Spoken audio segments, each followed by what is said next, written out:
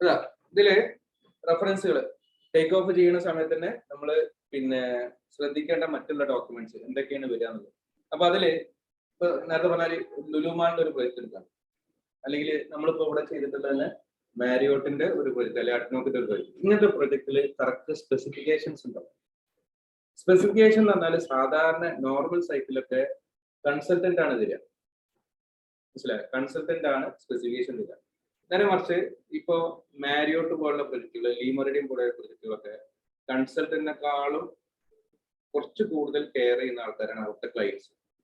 അതായത് അവർ പറയും, ഞങ്ങൾ ചെയർസ് വാങ്ങുന്ന സമയത്ത്, അല്ലെങ്കിൽ ടേബിൾ വാങ്ങുന്ന സമയത്ത്, അല്ലെങ്കിൽ ബെഡ് വാങ്ങുന്ന സമയത്ത്, അല്ലെങ്കിൽ പെയിന്റ് ചെയ്യുന്ന സമയത്ത്, ലൈറ്റ് ഫിക്സ് ചെയ്യുന്ന സമയത്ത് നമ്മൾ ഇന്ന ബ്രാൻഡ് ഇന്ന മോഡലാണ് സാധാരണ യൂസ് ചെയ്യുന്നത്. ഏറ്റവും ബെസ്റ്റ് എക്സാമ്പിൾ നമ്മൾ എൻഫീൽഡിന്റെ ഷോറൂം നോക്കിയാണ്. കേരളത്തിൽ എവിടെ പോയാലും സെയിം കളർ സെയിം പാറ്റേൺ അല്ലെ? അപ്പോ നിങ്ങൾ ഇതുപോലെ തന്നെ അഡ്നോക്കിന്റെ പെട്രോൾ പമ്പിൽ പോയി കഴിഞ്ഞാൽ പുറത്തുനിന്ന് കാണാൻ അതിന്റെ ലോഗോസും കളറും കളർ മാച്ചിങ് കംപ്ലീറ്റ്ലി സെയിം ആയിരിക്കും. മെക്ഡൊണാൾഡ്സ്, KFC അല്ലെ? അപ്പോൾ ഇവർക്കൊരു സ്റ്റാൻഡേർഡ് ഉണ്ട്. ആ സ്റ്റാൻഡേർഡ് കളറെ അവർ ഫോളോ ചെയ്യുള്ളൂ. അപ്പോൾ ചില പ്രൊജക്റ്റിലൊക്കെ പറഞ്ഞു കഴിഞ്ഞാല് നെട്ടും ബോൾട്ടും വരെ എന്ത് ചെയ്യും, ഇന്നലെ ഉപയോഗിക്കാൻ പോകും. അപ്പൊ ക്ലയന്റിന് അത്രയും റിക്വയർമെന്റുകൾ സ്പെസിഫിക്കേഷൻ അനുസരിച്ച് കൊടുത്തിട്ടുണ്ടാവും. അപ്പൊ ഫസ്റ്റ് നമ്മൾ ആദ്യം ഒരു പ്രീമിയം ടൈപ്പ് പ്രൊജക്റ്റ് ആണെങ്കിൽ അവിടെ ക്ലയൻസിന്റെ റിക്വയർമെന്റ്സ് ആണ്. സെക്കൻഡ് ക്ലയൻസ് കഴിഞ്ഞാൽ അടുത്തത് നമ്മൾ നോക്കുന്നത് കൺസൾട്ടന്റ് ആണ്. അതായത് എഴുതിയിട്ടില്ല, അപ്പൊ അതുകൊണ്ട് രണ്ടാമത്തെ എഴുതുക സ്പെസിഫിക്കേഷൻ ബൈ കൺസൾട്ടന്റ്. മൂന്നാമത്തത് എന്താണ്? Local authority. എന്താ ലോക്കൽ അതോറിറ്റി? സെയിം തന്നെ, ബൈ ക്ലയന്റ്, ബൈ കൺസൾട്ടന്റ്. മൂന്നാമത്തത് ലോക്കൽ അതോറിറ്റി. ലോക്കൽ അതോറിറ്റി എന്ന് പറഞ്ഞാൽ ഇപ്പൊ ഈ ഫയർ ഫൈറ്റിങ്ങിന്റെ നിങ്ങൾ ഡ്രോയിങ്സ് ഇപ്പൊ ചെയ്യുന്ന സമയത്ത് ശ്രദ്ധിക്കേണ്ട ഒരു കാര്യം, അവിടെ ഓൾറെഡി സ്പ്രിംഗ്ലറിന്റെ ഡ്രോയിങ്സ് ഉണ്ട്. അവിടെ എങ്ങാനും സീലിംഗിന്റെ ഉള്ളിലുള്ള സ്പേസ് ഇല്ലേ, ആ സീലിംഗ് 80 സെന്റിമീറ്ററിന് മേലെ പോയി വിചാരിച്ചു. അങ്ങനെ പോവുകയാണെങ്കിൽ അതിന്റെ ഉള്ളിൽ ഒരു എക്സ്ട്രാ പോയിന്റ് ഉണ്ടാവും. അപ്പൊ ഇത് ടെൻഡറിങ് ചെയ്യുന്ന സമയത്ത് ചിലപ്പോൾ സീലിംഗ് ഒരു 75 ആക്കിയിട്ടുണ്ട്. പക്ഷെ അത് പിന്നീട് സർവീസുകളൊക്കെ വന്നപ്പോൾ ആർക്കിടെക്ട് കമന്റ്സ് വന്നപ്പോൾ ചിലപ്പോൾ സീലിംഗ് താഴ്ത്തേണ്ടി വരും ചില സ്ഥലങ്ങളിലോ അല്ലെങ്കിൽ മൊത്തത്തിലോ. അങ്ങനെ താഴ്ത്തേണ്ടി വന്നു കഴിഞ്ഞാൽ ആദ്യം എടുത്ത ക്വാണ്ടിറ്റിന്റെ റേറ്റ് ഡബിൾ ആണ്. വ്യത്യാസം മനസ്സിലായോ? അതായത് ഒരു പൈപ്പ് വന്ന് നേരെ പെൻഡന്റ് താഴോട്ടുണ്ടാവും, അതേ പൈപ്പിൽ മേലോട്ട് ഒരു അപ്രൈറ്റ് വെച്ചിട്ടുണ്ടാവും. അപ്രൈറ്റ് എവിടെ ഉണ്ടാവുക? സീലിംഗിന്റെ ഉള്ളിൽ. പെൻഡന്റ് എവിടെ ഉണ്ടാവുക? സീലിംഗിന്റെ ആ സെയിം സ്പേസിൽ. അപ്പൊ നമ്മള് സീലിംഗിന്റെ ഉള്ളിലൊന്നും കാണൂല, പക്ഷെ പെൻഡന്റിന്റെ ഓരോ പോയിന്റുകൾ കാണും. അപ്പൊ ഇങ്ങനത്തെ ഒരു പ്രശ്നം ശരിക്കുണ്ട്. അപ്പൊ നമ്മള് അതിനാണ് ലോക്കൽ അതോറിറ്റിയുടെ ഗൈഡ് ലൈൻസ് എടുക്കുന്നത്. അപ്പൊ ഡ്രോയിങ്സിൽ അത് മെൻഷൻ ചെയ്യില്ല, എവിടെയും കാണിച്ചിട്ടുണ്ടാവില്ല. പക്ഷെ ഡ്രോയിങ്സിൽ അങ്ങനെ ഒരു പ്രശ്നം ഉണ്ടെങ്കിൽ നമുക്ക് പറയാം, ഇവിടെ 1700 പോയിന്റ് അല്ല 3400 വരും. മനസ്സിലായോ? ഡബിൾ ആണ് ഡിഫറൻസ് വരുന്നത്. ലോക്കൽ അതോറിറ്റിന്റെ പ്രശ്നമുണ്ട്, അല്ല പ്രശ്നമല്ല, അവരെ ഗൈഡ് ലൈൻസ് ഉണ്ട്. അപ്പൊ അവര് പറയാണ് നിങ്ങൾ ഓൾറെഡി 79 ഫിനിഷ് ചെയ്ത് വിചാരിച്ചു സീലിംഗ്, കുഴപ്പമില്ലേ? അപ്പൊ നമുക്ക് ഓൾറെഡി അവരുടെ റെഗുലേഷന്റെ ഉള്ളിലാണ്. നേരെ മറിച്ച് 81 ആയി കഴിഞ്ഞാൽ ഒന്നെങ്കിൽ അത് ഈ പെർമിഷൻ എടുത്തിട്ട് മാറ്റണം, അല്ലെങ്കിൽ അവരിൽ നിന്ന് അതിന്റെ ഒരു ക്ലാരിറ്റി കിട്ടണം. മനസ്സിലായോ? അപ്പൊ അങ്ങനെ മൂന്നാമത്തെ ടേമാണ് എന്ത്? Local authority. പിന്നെ നമുക്ക് അടുത്ത റെഫറൻസ് QHSE ഡിപ്പാർട്ട്മെന്റ് ആണ്. QA/QCകള് മറ്റുള്ള പോസ്റ്റുകളിലൊക്കെ ആൾക്കാരൊക്കെ ഉണ്ടാവും. അപ്പൊ ചില കമ്പനികളൊക്കെ ചില സ്റ്റാൻഡേർഡ് ഉണ്ടാവും. അപ്പൊ ഞാൻ വർക്ക് ചെയ്ത വെർജർ ഡെൽപോട്ടെ എന്ന് പറഞ്ഞു കഴിഞ്ഞാൽ അത്യാവശ്യം നല്ല പ്രീമിയം ടൈപ്പ് വർക്ക് എടുക്കുന്ന ആൾക്കാർ. അതുകൊണ്ട് തന്നെ ഓരോ കോസ്റ്റ് കുറച്ച് കൂടുതലാണ്. സാധാരണ ടെൻഡർ ചെയ്യുന്ന ആൾക്കാർ ഇപ്പോൾ ഇവിടെ 400 ദിർഹംസ് ആണ് ചാർജ് ചെയ്യുന്നുണ്ടെങ്കിൽ ഇവർ 450 500 ഉണ്ട്. എന്താ കാര്യം വെച്ചാൽ അവർക്ക് ഓരോ ഡിപ്പാർട്ട്മെന്റിലും എഞ്ചിനീയേഴ്സ് ഉണ്ട്. ഓരോ ഡിപ്പാർട്ട്മെന്റ് ഡിസൈൻ ഡിപ്പാർട്ട്മെന്റിൽ ഓരോ സെക്ഷനിൽ ബിടെക്കുകാരാണ് അവിടുത്തെ ക്രാഫ്റ്റ്മാൻ. പ്ലംബിംഗ് ആണെങ്കിൽ ബിടെക് ഉള്ള ഒരു മെക്കാനിക്കൽ എഞ്ചിനീയർ, HVAC ആണെങ്കിൽ ബിടെക് ഉള്ള ആള്, ഫയർ ഫൈറ്റിംഗ് ആണെങ്കിൽ ബിടെക് ഉള്ള ആള്, ഓരോന്നിനും ക്വാളിഫൈഡ് ആൾക്കാർ അവിടെ ഇരിക്കുന്നു. അപ്പൊ ഒരു സൈറ്റിൽ തന്നെ 10 25 എഞ്ചിനീയേഴ്സ് ഒറ്റ സൈറ്റിലുണ്ടാവും. മനസ്സിലായി? അത്രയും ക്വാളിറ്റി ഉള്ള വർക്കുകൾ അവിടെ ഡെലിവറി ചെയ്യും. കാര്യം എല്ലാവരും എഡ്യൂക്കേറ്റഡ് ആണ്, എല്ലാം അറിയുന്ന ആൾക്കാർ. അപ്പോൾ അതൊക്കെ സിസ്റ്റമാറ്റിക് ആയിരിക്കും. അപ്പൊ അങ്ങനെയുള്ള ചില QHSE പോളിസീസ്. QHSE പറഞ്ഞാൽ ക്വാളിറ്റി, ഹെൽത്ത്, സേഫ്റ്റി, എൻവയറമെന്റ്, അതിന്റെ പോളിസീസ്. അതായത് ആ കമ്പനിയിൽ ഉപയോഗിക്കുന്ന ക്വാളിറ്റിയുടെ സ്റ്റാൻഡേർഡ് എന്താണ്. ഒരു മെറ്റീരിയൽ എഴുതുകയാണെങ്കിൽ ആ മെറ്റീരിയൽ എഴുതാനുള്ള ലിസ്റ്റിന് വരെ ഒരു ഫോർമാറ്റ് ഉണ്ട്. അതല്ലാതെ പപ്പടം 1 കിലോ, ഒരു പാക്കറ്റ് തക്കാളി 1 കിലോ എഴുതുന്ന പോലെ എഴുതി കഴിഞ്ഞാൽ ഇത് വലിച്ചത്. കാര്യം എന്താ വെച്ചാൽ വെർജറിന്റെ ആ പിന്നെ ഓർഡർ ചെയ്യുന്ന ആ ലിസ്റ്റിന്റെ പ്രത്യേകത പറഞ്ഞാൽ ഒരു സാധനം ഞാൻ ഒരു 10 നട്ട് ഓർഡർ ചെയ്തു. ഈ നട്ട് ഓർഡർ പോകുന്നതിന് മുമ്പ് സെൻട്രൽ സ്റ്റോറിൽ പോകും, എന്റെ വീട്ടിലെ സ്റ്റോറിൽ പോകും, എന്നിട്ട് കോൺട്രാക്ട് ഡിപ്പാർട്ട്മെന്റിലെ സ്റ്റോറിൽ പോകും. അത് കഴിഞ്ഞിട്ട് പ്രൊജക്ട് മാനേജർ സൈൻ ചെയ്താൽ ആ സാധനം അവിടുന്ന് പർച്ചേസ് ആയി പോകും. മനസ്സിലായി? അതായത് ഞാൻ ഓർഡർ ചെയ്ത സാധനം എവിടെയും എക്സസ് കൊടുക്കാൻ പാടില്ല. എവിടെയും എക്സസ് കൊടുക്കുന്നുണ്ടെങ്കിൽ അപ്പൊ സൈറ്റിൽ ട്രാൻസ്ഫർ ചെയ്യും. അപ്പോൾ എനിക്ക് ചോദിച്ച സാധനം ചിലപ്പോൾ 3 ദിവസം കൊണ്ട് കിട്ടും. കിട്ടുന്ന ചിലപ്പോൾ ഷോപ്പിൽ നിന്നാവില്ല, വേറെയുള്ള സൈറ്റിൽ നിന്ന് അറേഞ്ച് ചെയ്തില്ല. അതായത് അവിടെ ചിലപ്പോൾ എക്സസ് ഉണ്ടാവും, പവർ സ്റ്റോക്ക് ആയിരിക്കും. അപ്പൊ അങ്ങനത്തെ സ്ഥലങ്ങളിലൊക്കെ ഈ QHSE ഡിപ്പാർട്ട്മെന്റ് ഗൈഡ്ലൈൻസ് ഉണ്ട്. അത് പക്ഷേ നിങ്ങൾ ടേക്ക് ഓഫ് സമയത്ത് ശ്രദ്ധിക്കേണ്ട. ടേക്ക് ഓഫ് സമയത്ത് ശ്രദ്ധിക്കേണ്ടത് ആദ്യത്തെ 3 കാര്യങ്ങളാണ്. ക്ലയന്റ്, കൺസൾട്ടന്റ്, ലോക്കൽ അതോറിറ്റി, ഇവരെ റിക്വയർമെന്റ്സ് എന്തുണ്ടോ അത് നോക്കുക. അത് നിങ്ങൾ നല്ലൊരു റെപ്യൂട്ടഡ് കമ്പനിയിൽ പോവുകയാണെങ്കിൽ കൃത്യമായിട്ട് അത് ഫോളോ ചെയ്യണം. അത് ഫോളോ ചെയ്യുന്നത് നിങ്ങളെ രീതിയിൽ കാണുവാണ് എന്താണ് ഫോളോ ചെയ്യുന്നത്. മനസ്സിലായി? അപ്പൊ അത് നോട്ട് ചെയ്യാം. പിന്നെ വേറെ നിങ്ങൾക്ക് മുനിസിപ്പാലിറ്റിന്റെ വർക്ക്, ഗവൺമെന്റിന്റെ വർക്ക് എടുക്കുമ്പോൾ SPQM അതുപോലെ തന്നെ SMM എന്ന് പറഞ്ഞ 2 സ്റ്റാൻഡേർഡ്സ് ഉണ്ട്. അത് സാധാരണ UAE-ലൊക്കെ ഗവൺമെന്റിന്റെ പ്രൊജക്ട് എടുക്കുന്ന സമയത്ത് അവരുടേതായിട്ടുള്ള ഒരു BOQ ഫോർമാറ്റ് ഉണ്ട്. മനസ്സിലായി? ഒരു പ്രൊസീജിയർ ഉണ്ട്. അവരുടെ ഡോക്യുമെന്റ്സിലാണ് നമ്മൾ സെറ്റ് ചെയ്ത് കൊടുക്കുക. നമ്മൾ ഈ പറഞ്ഞ പോലെ ഒരു എക്സൽ ഷീറ്റ് ഉണ്ടാക്കിയിട്ട് അങ്ങോട്ട് കൊടുക്കാൻ പറ്റില്ല. മനസ്സിലായി? അവരെന്താണോ പറയുന്നത് ആ ഫോർമാറ്റിൽ തന്നെ ചെയ്ത് വെക്കണം. അപ്പൊ അത് ചില സ്റ്റാൻഡേർഡ് കമ്പനികൾ ചെയ്യുന്ന രീതി. ഇതിപ്പോ ഞാൻ പറയുന്നത് വലിയൊരു സെക്ടർ ആണ്, അതുകൊണ്ട് തന്നെ ഈ ഭാഗങ്ങളൊക്കെ കറക്റ്റ് മനസ്സിലാക്കുക. ഇത് ജസ്റ്റ് ഞാൻ ഒരു റെഫറൻസിന് SPQM-ഉം SMM-ഉം എഴുതിയതാണ് കേട്ടോ. ഇങ്ങനത്തെ പല ടൈപ്പ് സ്റ്റാൻഡേർഡ്സ് ഉണ്ടാവും. ഇപ്പൊ നമ്മള് നാട്ടില് ഇതുപോലെ PWD-ന്റെ വർക്ക് എടുക്കുമ്പോഴും ഗവൺമെന്റിന്റെ ഒക്കെ വർക്ക് എടുക്കുമ്പോൾ അവരെ കുറെ പ്രൊസീജിയേഴ്സ് ഉണ്ട്. അപ്പൊ അതുപോലുള്ള ചില പ്രൊസീജിയേഴ്സ് ആണ് ഇങ്ങനത്തെ മെയിൻ ഡോക്യുമെന്റോട് ഉദ്ദേശിക്കുന്നത്. ഓക്കെ, ഇനി നമുക്ക് നിങ്ങൾ ഇത് ജസ്റ്റ് സ്ക്രീൻഷോട്ട് എടുത്താൽ മതി. നമ്മൾ സാധാരണ BOQ എടുക്കാൻ ഉപയോഗിക്കുന്ന കുറച്ച് സോഫ്റ്റ്വെയർസ്. ഞാനിത് എന്തുകൊണ്ടാണ് പഠിപ്പിക്കാതെ ചോദിച്ചു കഴിഞ്ഞാൽ, ഒന്ന് ഒരുപാട് വെറൈറ്റി സാധനങ്ങളുണ്ട്. ഇതെല്ലാം കൂടി പഠിച്ചിട്ട് നിങ്ങളിപ്പോ MEP കഴിയലുണ്ടാവില്ല. അപ്പൊ എന്താ ചെയ്യുക വെച്ചാല് നിങ്ങൾ എപ്പോഴെങ്കിലും ഇതിന്റെ ഇന്റർവ്യൂസ് കാര്യങ്ങൾ വരുന്ന സമയത്ത് അതിനെ പറ്റി ഒന്ന് ജസ്റ്റ് ഒന്ന് നോക്കുക. ഇനി പ്ലാൻ ഷിഫ്റ്റ് വേണമെങ്കിൽ നിങ്ങൾക്ക് നോക്കാം. എല്ലാ കമ്പനിയും ഫോളോ ചെയ്യുന്നില്ല. ഒരു സൈഡിൽ പോകുന്നില്ല.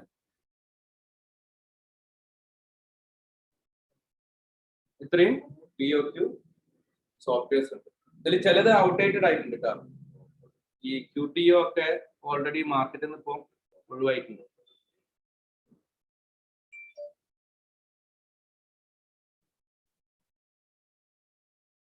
ഇനി ബിൽ ഓഫ് ക്വാണ്ടിറ്റി എങ്ങനെയാണ് പ്രിപ്പയർ ചെയ്യുന്നത്, എവിടേക്ക് എത്തുന്നത്? അപ്പോൾ അതിന്റെ ക്വാണ്ടിറ്റി സർവേർ, ബിൽഡിംഗ് എസ്റ്റിമേഷൻ, അതുപോലെ തന്നെ ടേക്കിംഗ് ഓഫ്.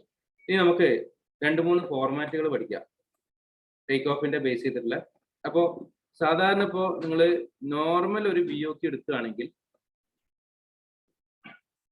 ഏറ്റവും സിമ്പിൾ ആയിട്ട് ചെയ്യാൻ പറ്റുന്ന ഒരു പ്രൊജക്റ്റ്.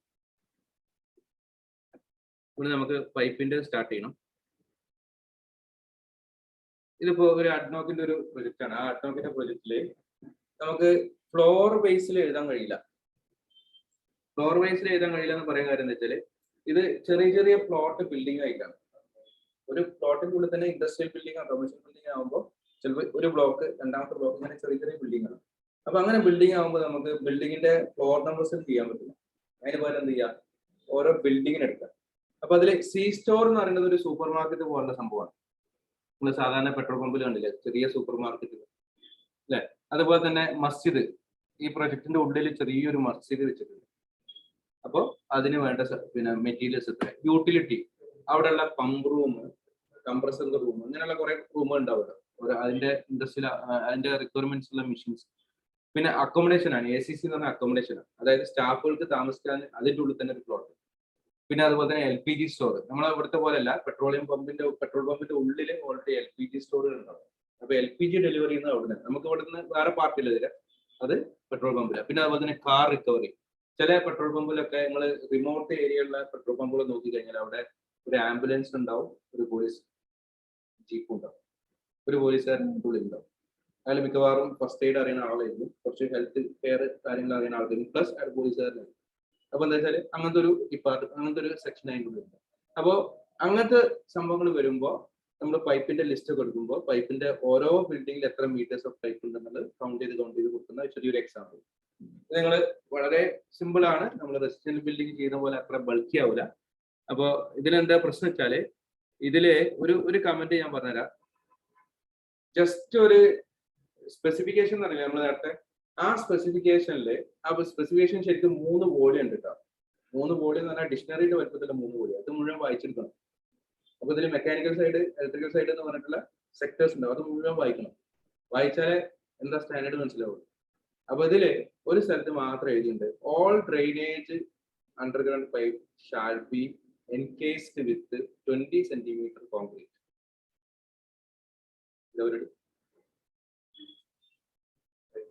ഡ്രെയിനേജ് പൈപ്പ് അണ്ടർഗ്രൗണ്ട് കൂടി പാസ് ചെയ്യുന്ന ഏതൊക്കെയുണ്ടോ അതിന് 20 സെന്റിമീറ്റർ കവറിങ്ങിൽ കോൺക്രീറ്റ് കൊടുക്കുക. ഈ സ്റ്റേറ്റ്മെന്റ് കമ്പനി ആദ്യം ടെൻഡർ ചെയ്തപ്പോൾ കണ്ടില്ല. ഇങ്ങനെയുണ്ടാവും. അതായത് ഇപ്പൊ തൽപ്പാറുള്ള പെട്രോൾ പമ്പ് എടുക്കുക, അതിൽ എൻറ്റർ ചെയ്യുന്ന അത് മുതൽ എക്സിറ്റ് ചെയ്യുന്ന അത് വരെ കുറെ ഏരിയ ഇല്ലേ, ഇതിന്റെ ഉള്ളിൽ കൂടെ ഒക്കെ പല ടൈപ്പ് പൈപ്പുകൾ പോകും. ഈ പെട്രോൾ പമ്പിന്റെ പ്രത്യേകത തന്നെ അണ്ടർഗ്രൗണ്ടിലാണ് കംപ്ലീറ്റ് വരുന്നത്. അപ്പൊ ഈ പൈപ്പിംഗ് ഒക്കെ പോയിട്ടുണ്ട്, ഈ പൈപ്പിംഗ് ഒക്കെ ഇതിന്റെ ഉള്ളിൽ കൂടെ പോയിട്ടുണ്ട്. അപ്പൊ ഈ പൈപ്പിംഗ് എവിടെയൊക്കെ വാഹനങ്ങൾ പാസ് ചെയ്യുന്നുണ്ടോ അവിടെയൊക്കെ കോൺക്രീറ്റ്. അപ്പൊ ഇത് ആദ്യം കമ്പനി ഉണ്ട്. അതുകൊണ്ട് തന്നെ പ്രൊജക്ട് ഒരു 25% മുന്നോട്ട് പോയപ്പോഴാണ് സംഭവം മനസ്സിലായത് ഇങ്ങനെ സംഗതി ഉണ്ട്. അപ്പൊ ഇവര് ഡ്രെയിനേജിന്റെ പൈപ്പ് കാസ്റ്റ് ചെയ്യുന്ന സമയത്ത് അല്ലെങ്കിൽ എറിയുന്ന സമയത്ത് കൺസൾട്ടന്റ് വന്ന് പറഞ്ഞിട്ട് കോൺക്രീറ്റ് ചോദിച്ചു, ഇതിന് കോൺക്രീറ്റ് ചെയ്തിരിക്കുകയാണ്. അപ്പൊ പിന്നെ പ്രശ്നമായി. അപ്പൊ എന്താ കാര്യം വെച്ചാല് ആ പ്രൊജക്ട് കഴിഞ്ഞ് പിന്നെ ഒരു 7 പ്രൊജക്ട് കൂടി തീർക്കാണ്. അപ്പൊ തന്നെ ജനറൽ മാനേജറും CEO ഒക്കെ വന്നിട്ട് എല്ലാരും വിളിച്ച് മീറ്റിംഗ് ചെയ്തിട്ട് ഒരു മുട്ടുസൂചി വേരിയേഷൻ ഉണ്ടെങ്കിൽ ക്ലെയിം ചെയ്തോണം, ഒന്ന് പോലും മിസ്സാക്കും. കാര്യം പറഞ്ഞാൽ ഇവിടെ പോണ പൈസ അടുത്ത 7 എണ്ണത്തിൽ കിട്ടണം. മനസ്സിലായി? അപ്പൊ അവര് വേരിയേഷൻ അത്രയും അക്യുറേറ്റ് ആയിട്ടാണ് ചെയ്തത്. അക്യുറേറ്റ് എന്ന് പറഞ്ഞാൽ ഒരു ചെറിയൊരു കമന്റ് പറഞ്ഞാൽ അപ്പൊ വേരിയേഷൻ. ഇത് കഴിഞ്ഞിട്ട് അവസാനം അഡ്നോക്കിന്റെ ആൾക്കാർ ആകെ പ്രശ്നം ഉണ്ടാക്കി, പൊട്ടേനും കുറിച്ചിനൊക്കെ വേരിയേഷൻ ആണ് അങ്ങോട്ടാണ്. അപ്പൊ എന്താ പറഞ്ഞത്, നമ്മളിങ്ങനെ ഒരു സംഭവം ഉണ്ടായിട്ടുണ്ട്, അതിന് എന്തെങ്കിലും ഒരു സൊല്യൂഷൻ ആണ്. പിന്നെ അത് ഓൾറെഡി അവസാനം പിന്നെ ഡിസ്കഷൻ കഴിഞ്ഞ അവസാനം ഒരു മ്യൂച്വൽ അണ്ടർസ്റ്റാൻഡിംഗ് ഒക്കെ പോയി കുറെ വേരിയേഷൻ കൊടുക്കും, ഒരു റിജക്ട് ചെയ്യും, വീണ്ടും കൊടുക്കും, ഇങ്ങനെ കൊടുത്ത് അവസാനം ഡോക്യുമെന്റ്സ് ആയി. കാര്യം ഒക്കെ റിസീവ് ചെയ്യണില്ലേ. റിസീവ് ചെയ്ത് കഴിഞ്ഞാൽ എന്തായി, താൻ അവിടെ റിസീവ് ചെയ്തിട്ടുണ്ട്, അവർ ക്ലെയിം ചെയ്തില്ല. പിന്നെ അവസാനം ഡിസ്കഷൻ വന്ന് അവസാനം ചെറിയൊരു എമൗണ്ട് ഒക്കെ റിലീസ് ചെയ്തു. അപ്പൊ പ്രോഫിറ്റിലോട്ട് കമ്പനി. അപ്പൊ ഇത് സ്റ്റാർട്ടിങ്ങിൽ തന്നെ പ്രശ്നങ്ങൾ പറ്റാതിരിക്കാൻ വേണ്ടിയിട്ടാണ് ഈ കാര്യങ്ങൾ മുഴുവനും നമ്മൾ പറയുന്നത്. ഓക്കെ, അപ്പോ ഇതിലൊരു മെത്തേഡ് ഇപ്പൊ ഇതാണ്. ചെറിയൊരു ബിൽഡിങ്ങുകൾ ഉണ്ടെങ്കിൽ നിങ്ങൾക്ക് എങ്ങനെയാണ് അതിനെ ട്രാക്ക് ചെയ്യുക. രണ്ടാമത്തത്, ഇതൊരു വലിയ ബിൽഡിംഗ് ആണ്, ഒരു 32 ഫ്ലോറുള്ള ബിൽഡിംഗ് ആണ്. അപ്പൊ അതിന്റെ ഒരു ക്വാണ്ടിറ്റി ഏരിയയാണ് ഉണ്ടല്ലേ. ബേസ്മെന്റ് 5 മുതൽ അങ്ങനെ പോയിട്ട് mezzanine floor, podium 1, podium 2, podium 3, 3 podium ഉണ്ട്.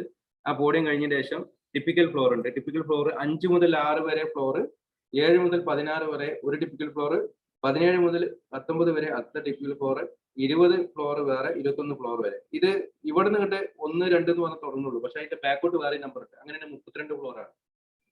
മനസ്സിലായി? അപ്പൊ ഇത് വലിയൊരു ക്വാണ്ടിറ്റി ആണ്. ഇത് എത്ര? 29,750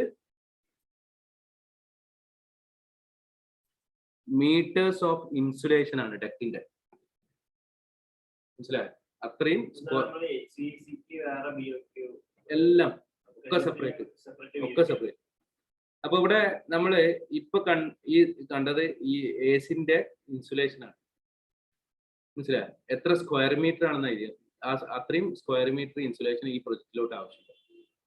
അപ്പോൾ ഇവിടെ QSന്റെ ഇമ്പോർട്ടൻസ് ഭയങ്കരമാണ്. കാര്യം ആ മെറ്റീരിയലിന്റെ ക്വാണ്ടിറ്റി കറക്റ്റ് എടുത്തിട്ടാണ് എന്ത് ചെയ്യുന്നത്, സെറ്റ് ചെയ്യുന്നത്. ഇനി നിങ്ങൾക്ക് ഞാൻ ജസ്റ്റ് നമ്മൾ ഫയർ ഫിറ്റിംഗ് ഇപ്പൊ ചെയ്യാൻ പോകുന്നതിന്റെ ചെറിയൊരു മോഡൽ.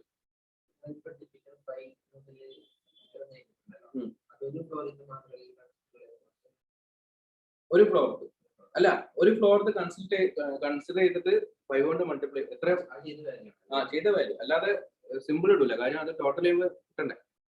ഇനി ഇതിൽ ഞാൻ ജസ്റ്റ് ഒരു ചെറിയൊരു എക്സാമ്പിൾ കാണിച്ചുതരാം. നമ്മൾ ഓൾറെഡി ഫയർ ഫൈറ്റിംഗിൽ ഇപ്പൊ ചെയ്യാൻ പോകുന്ന പരിപാടി. പക്ഷെ ഇത് ബ്ലാക്ക് സ്റ്റീൽ എന്ന് പറഞ്ഞിട്ടാണ് കൊടുത്തിട്ടുള്ളത്. അപ്പൊ HVACന്റെ അത് ചില്ലറാണ്. ഇതേപോലെ തന്നെ നമുക്ക് ചെയ്യാനുള്ളത്. അപ്പോ black steel pipe 20 mm pipe, ഇതാണ് അവിടെ എഴുതിയിരിക്കുന്നത്. നമുക്കിതില് ഓൾറെഡി നിങ്ങൾ ചെയ്തിട്ടുള്ള ഡ്രോയിങ്സിൽ, ആ ഡ്രോയിങ്സിൽ എത്ര സൈസുകൾ വരുന്നുണ്ടെന്ന് നോക്കാം. 25 വരുന്നില്ലേ, 32, 40, 150 വരെയാണ്. അപ്പൊ ഇവിടുത്തെ ഈ ലൈനിൽ ടോട്ടൽ എഴുതി വെക്കുക 25 mm GI pipe. Fire fighting ആകുമ്പോൾ GI പൈപ്പ് ആണ്, നേരെ മറിച്ച് HVAC ആകുമ്പോൾ ബ്ലാക്ക് സ്റ്റീലും കാർബൺ സ്റ്റീൽ പൈപ്പാണ്. അപ്പോൾ ഫയർ ഫൈറ്റിങ്ങിന് GI പൈപ്പ് എന്നുള്ളത്. അപ്പൊ 25 mm GI പൈപ്പാണ് ഉപയോഗിക്കുന്നത്. GI pipe, galvanised steel pipe. ഈ ടേബിളിന്റെ ഇതേപോലെ തന്നെ എഴുതുക.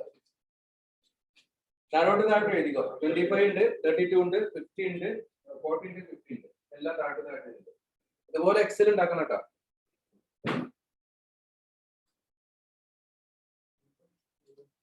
ഏഹ് 65, 50 കഴിഞ്ഞാൽ 65, 80, 100, 150. ശരിക്ക് 125 ഒക്കെ ഉണ്ട്, പക്ഷെ അത് എത്തിയില്ല. ഈ പിന്നെ നിങ്ങൾ എഴുതുന്ന പൈപ്പ് സൈസുകൾ സ്റ്റാൻഡേർഡ് ആയിരിക്കണം കേട്ടോ. തെറ്റിപ്പോയി കഴിഞ്ഞാൽ വലിയ ബുദ്ധിമുട്ടാണ്, ക്വാണ്ടിറ്റിയിൽ വ്യത്യാസം വരാണ്. ഞാൻ ഒന്നുകൂടി പറയാം.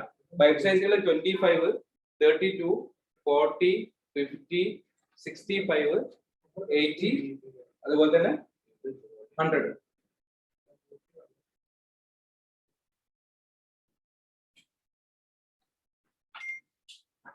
ക്ലിയറാ?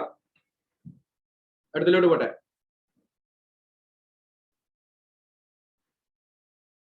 ഇനി ആ പൈപ്പിന്റെ നേരത്തെ നമ്മൾ കാണിച്ചിട്ടുള്ള ആ പൈപ്പിന്റെ സ്റ്റാൻഡേർഡ്സ് നോക്കുക. സ്റ്റാൻഡേർഡ്സ് നോക്കുമ്പോൾ പൈപ്പ് ക്വാണ്ടിറ്റിയിൽ ഇടുമ്പോ ഏതാ വേണ്ടേ? മീറ്റർ വേണോ ലെങ്ത് വേണോ? മീറ്റർ ആണ് സജസ്റ്റ് ചെയ്യുക. കാര്യം എന്താ വെച്ചാൽ എപ്പോഴും ഓട്ടോകാർഡിന് ഡയമെൻഷൻ എടുക്കാൻ പറ്റുന്ന മീറ്റർ ആണ്. അപ്പൊ മീറ്റർ എടുക്കുക. നെക്സ്റ്റ് ലെങ്ത് എപ്പോഴും എടുക്കുക? നമ്മള് മെറ്റീരിയൽ സ്റ്റോക്ക് ചെയ്യാൻ പോകുന്ന സമയത്ത്, അല്ലെങ്കിൽ സ്റ്റോർ റൂം ഒക്കെ അല്ലേ, അതുപോലെ അവിടുന്ന് ഡിസ്പാച്ച് ചെയ്യുന്ന സമയത്തൊക്കെ ലെങ്ത് ബേസിലാണ് പറയാം. അപ്പൊ അവര് 10 ലെങ്ത് 20 ലെങ്ത് സൈറ്റിൽ കൊടുക്കുന്നത്. അപ്പൊ ഇവിടെ മീറ്റേഴ്സ് കൊടുക്കുക, യൂണിറ്റിൽ മീറ്റേഴ്സ് കൊടുക്കുക. ഇത് എത്ര മീറ്റർ എന്ന് ജസ്റ്റ് റഫൈൻ ചെയ്ത് വെക്കുക. ഇപ്പൊ ഇതിൽ തന്നെ ഒരു 400, പിന്നെ 400 അല്ല, ഒരു 1000 മീറ്റർ, 1500 മീറ്റർ ഇതിനെ പ്രൊപ്പോർഷൻ ആയിട്ട് എഴുതി വെക്കുക. അപ്പൊ 25ന്റെ പൈപ്പിന്റെ ലെങ്ത് ആണ് അവിടെ എഴുതിയത്. ഇപ്പൊ ഒറിജിനൽ മാത്രം എടുക്കുന്നുണ്ട്. ഞാൻ പറയാം. നമ്മളെ ഒരു പോയിന്റ് നിങ്ങളുടെ ഡ്രോയിങ്സിൽ ഒരു പോയിന്റ്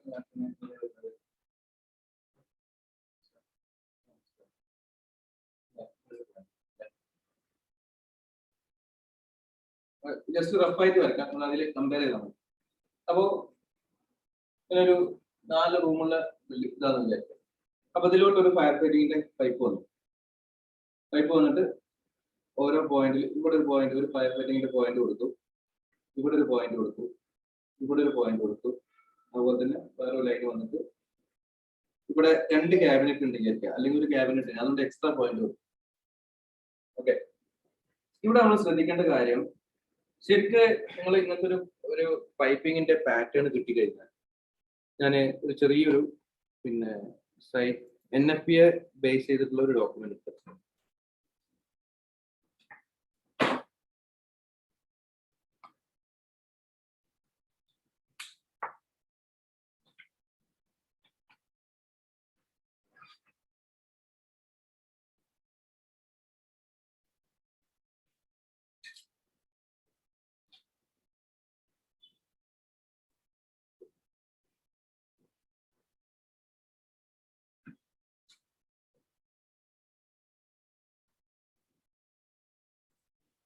ഒരു പിന്നെ